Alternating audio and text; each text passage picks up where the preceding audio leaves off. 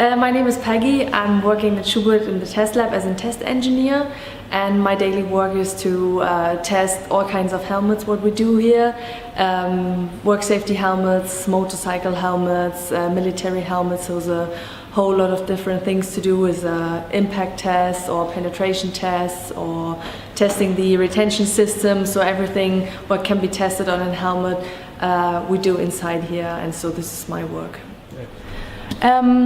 I want to show you how we're testing helmets here, how we're doing impact tests, and we want to do this today with this S2. This helmet is already tested on several points.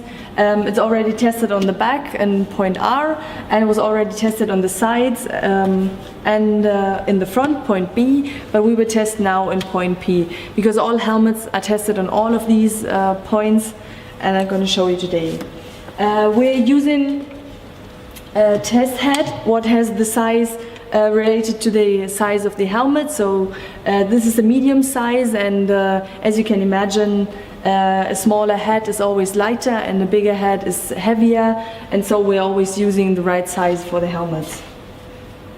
Okay.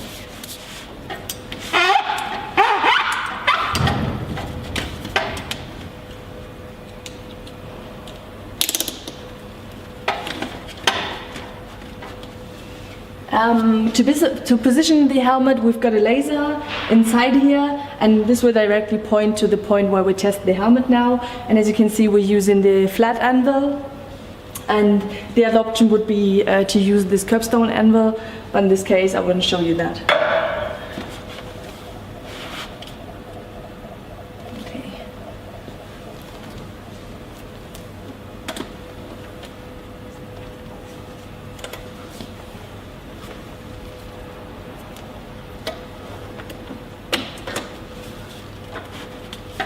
These straps are only used to maintain the position of the helmet when we're driving up, just to make sure it stays in place. Okay, in the next step I would include all information, what we know about the helmet, when it's produced, what size it is, what kind of helmet, what kind of conditioning, because we test the helmets in two different conditionings, either in warm conditioning, meaning that the helmets are placed in an oven for 4 to 6 hours at 50 degrees, or we place them before testing in a fridge at -20 degrees. Also for 4 to 6 hours, and I could all include this information here. Okay.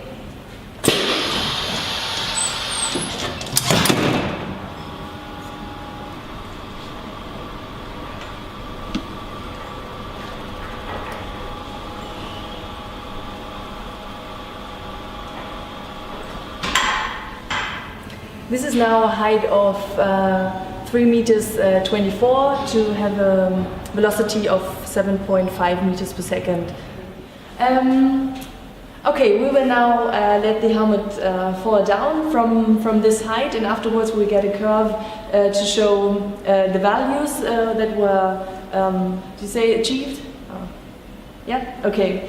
And this will show you the maximum peak here, what acceleration will your head receive, and the value below the curve, so the area below the curve is the HIC, what includes also the time of the question. Okay, I will start now.